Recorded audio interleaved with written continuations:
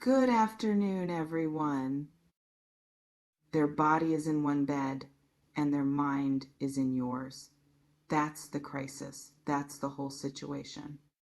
And it's destroying them from the inside out because they're physically present with someone else, someone available, someone willing, someone who wants them but they can't perform, can't engage, can't get aroused, can't even fake enthusiasm anymore because every time they try to be present with the karmic person they're with, your face superimposes itself over that person's face and their body just shuts down like a machine that refuses to run on the wrong fuel. The karmic is noticing. Oh, they're noticing. Can't help but notice when someone who used to initiate physical closeness now makes excuses. When someone who used to be responsive now goes through motions like they're completing a chore. When the person in their bed is clearly somewhere else mentally, and no amount of effort or direct invitation is bridging the gap between physical proximity and actual desire. Because desire doesn't follow logic, and their desire is locked onto you with such specificity that trying to redirect it toward anyone else is like trying to force a magnet to stick to wood. Here's what's happening in the practical, three-dimensional reality of their inability to connect. They're attempting intimacy with the karmic, getting into position, going through the motions, but nothing is working. Either their body won't cooperate, mechanical failure to launch, or if they manage to force physiological response through sheer determination, the emotional and mental components are so absent that it's worse than not trying at all, is less than #0. 5# is greater than. They're being intimate as autopilot, as performance, as obligation. And both people can feel the hollowness of it, the way closeness without genuine presence is actually more lonely than being alone. And in their head, during these failed attempts, you, exclusively you. They're thinking about your skin, your voice, the way you move, things you said, moments you shared.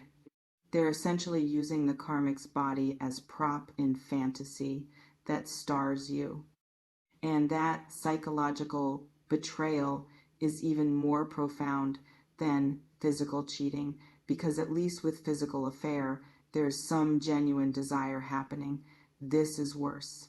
This is using someone as flesh placeholder while conducting entire relationship with you in imaginal realm.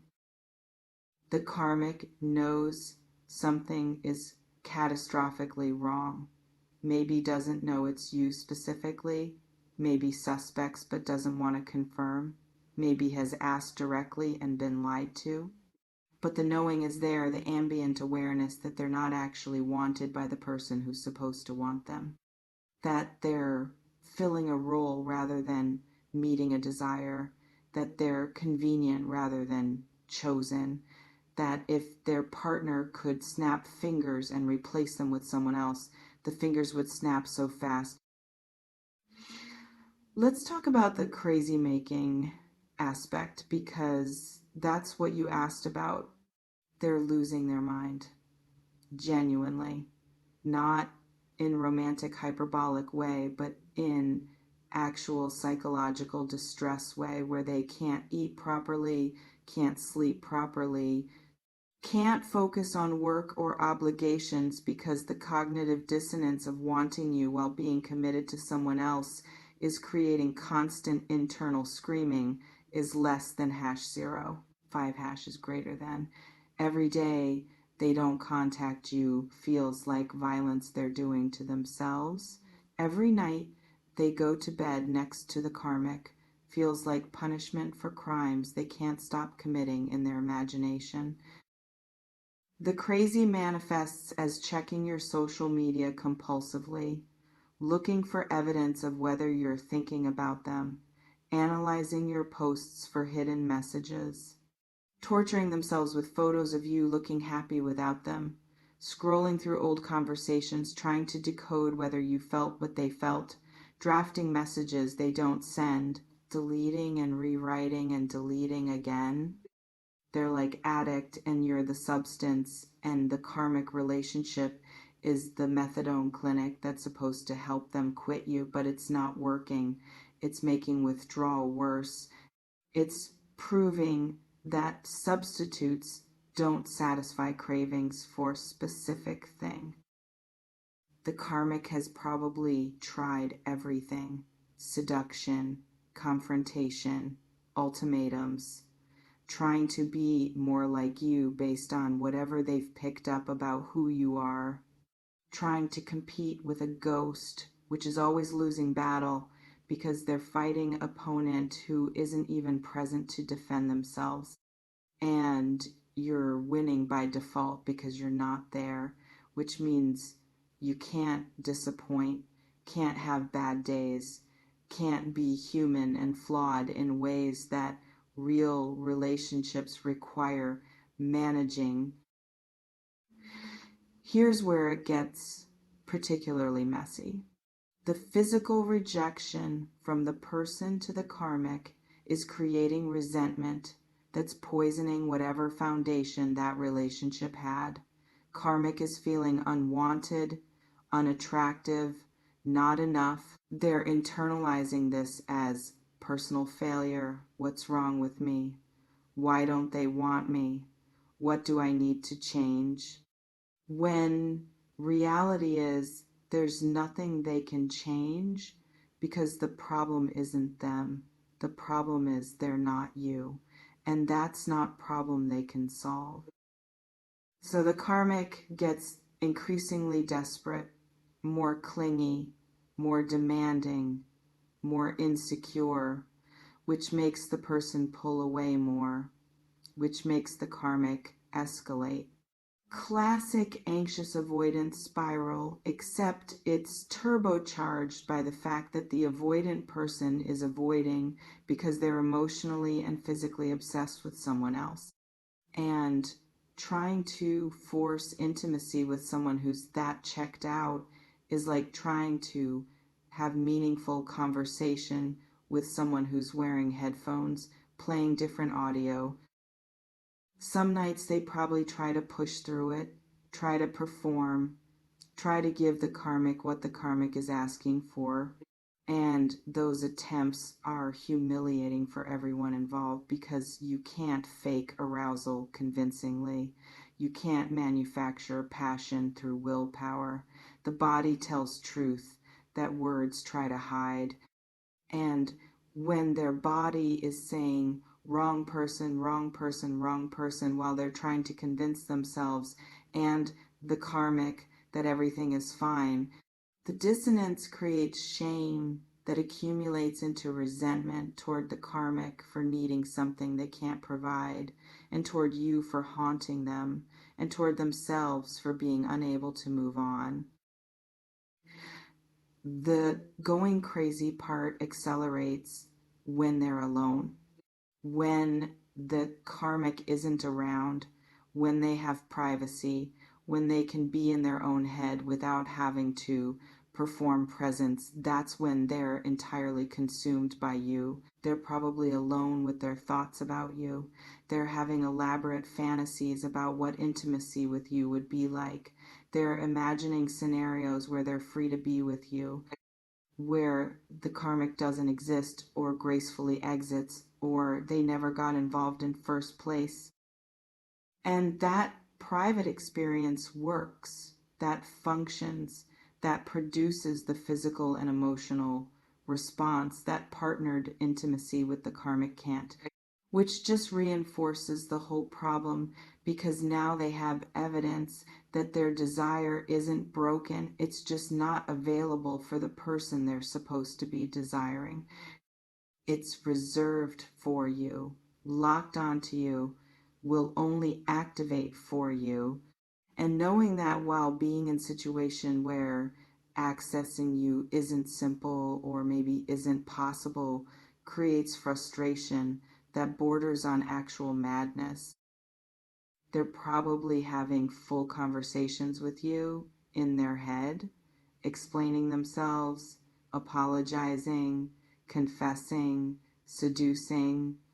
They've scripted entire relationship with you that exists nowhere except in their private mental theater. And that imagined intimacy is more satisfying than actual intimacy they're having with the karmic, which should tell them everything they need to know about whether they're in right relationship. But knowing something and acting on it are different things. Here's the part where we need to talk about what this means for you. If you're the you in this scenario, if you're the one haunting someone else's intimate life without being physically present, you have power. You might not fully understand. Your absence is more potent than the karmic's presence. Your memory is more compelling than their reality. That's significant power. That's proof of impact you made that they can't shake no matter how much time passes or how hard they try to move on. But also, this situation is fundamentally unfair to the karmic. That person didn't sign up to be placeholder, didn't consent to being in relationship with someone who's emotionally and physically unavailable because they're obsessed with someone else. And while it's not your responsibility to manage someone else's relationship ethics, there's something worth acknowledging about being the reason someone can't be present with the person they're actually with, even if you're not doing anything active to cause that. The person who wants you is going to reach breaking point, can't sustain this forever. Either they're going to leave the karmic and come find you, or they're going to have to do serious work to genuinely release you so they can be present with the life they're living instead of the life they wish they were living. And which way that resolves depends on factors you can't control. Their courage, their circumstances, whether you're even available or interested if they do show up. The karmic is probably aware on some level that they're losing, not because they're inadequate, but because they're fighting battle that's rigged against them. They're the current partner competing with the fantasy X or the one that got away or the almost was. And fantasy always wins in short term because fantasy doesn't have morning breath or bad moods or annoying habits. Fantasy is curated highlight reel that memory has edited to remove all the difficult parts. But the karmic has one advantage: proximity. They're there, they're physical, they're available. And if they're patient enough, if they can weather this period of being wanted less than they deserve, there's possibility that the obsession with you could burn out, that the person could eventually settle into accepting what's actually available rather than pining for what isn't. Though that settling would be its own kind of betrayal of themselves, of the karmic, of the relationship, choosing to build on foundation of good enough rather than genuine desire. The person caught in middle is experiencing their own personal hell. Want you, have the karmic, can't have you for whatever reason, can't fully engage with karmic because you're occupying all the space.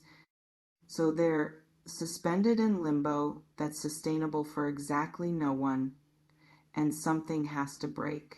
Either the karmic relationship ends, or their obsession with you ends, or they achieve some kind of compartmentalization that lets them function in both spaces, which honestly might be a worst outcome because then everyone stays stuck in this triangle of unsatisfying partial connections. You asked specifically about the physical component, and it bears repeating. They literally cannot perform, or they can, but it's mechanical, empty. The energy isn't there. The enthusiasm isn't there. The genuine arousal that makes intimacy actually intimate isn't there. And faking that doesn't work long term. Bodies know, partners know. You can lie with words, but biology doesn't lie, and their biology is screaming that wrong person is touching them. The karmic has probably asked, what's wrong? Are you not attracted to me anymore? Is there someone else? Did I do something? And they've probably lied. No, it's just stress, just tired, just distracted by work. When the truth is, yes, there's someone else, and it's not about anything you did, it's about everything they are. And I can't stop thinking about them, even when I'm close to you, and that makes me hate myself, but not enough to stop. That truth is too cruel to speak, so they protect the karmic with lies that still hurt, because the karmic can feel the dishonesty even if they can't prove it. So where does this end? One of three ways. They come to you, leave the karmic, risk everything on possibility that what they feel for you is mutual or could become mutual. That's the brave choice, but not necessarily the smart one, depending on whether you actually want them or whether you're flattered by the obsession, but not interested in the relationship. They stay with the karmic and do the brutal internal work to actually release you. Stop checking on you. Stop fantasizing about you. Stop measuring the karmic against you. Grieve you properly so they can move on genuinely. That's the mature choice, but requires pain they might not be willing to feel. And there's no guarantee it works because some obsessions don't respond to rational intervention, or they stay stuck in this miserable middle space indefinitely until the karmic gets sick of being treated like consolation prize and leaves, which forces resolution through abandonment rather than choice. That's the coward's path, but it's the most common because it doesn't require them to make hard decision. It lets circumstance make it for them. You don't have to do anything about this. Their obsession with you isn't your responsibility to manage. Their inability to be present with the karmic isn't your problem to solve. You can just let this play out however it plays out. And if they eventually show up in your life being honest about what they want, you can decide then whether you're interested. But if you're reading this and recognizing yourself as the object of someone's physical and emotional obsession that's destroying their current relationship, know this: your power is real. Your impact is profound. And whether you choose to engage with that or walk away from it, the choice shapes not just their story, but yours. Because being the person someone can't stop wanting even when they're with someone else is both flattering and heavy, and you get to decide whether that weight is worth carrying. They only want you. The karmic knows it, they know it, and now you know it too. What you do with that knowledge is entirely up to you.